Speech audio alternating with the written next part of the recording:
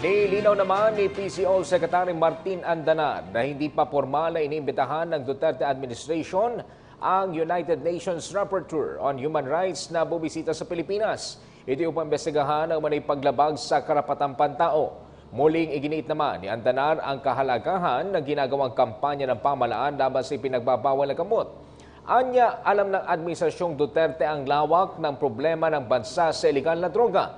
Dahil dito, nararapat lamang agad na masugpo ito lalo na't malaki itong banta sa pagkasira ng lipunan. Maaari din itong humantong hindi lamang sa kriminalidad kundi maging sa narco-state ang Pilipinas kung saan walang umiiral na batas. Dagdag pa ng kalihim, posible rin makaapekto ito sa pagsusumikap ng pamahalaan na mas mapalago pa ang ekonomiya ng Pilipinas.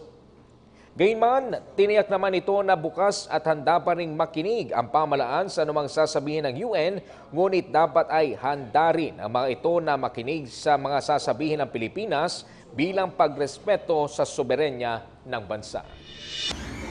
Ako po si Cathy San Gabriel. Subscribe na sa PTV YouTube channel. I-click lang po ang subscribe button.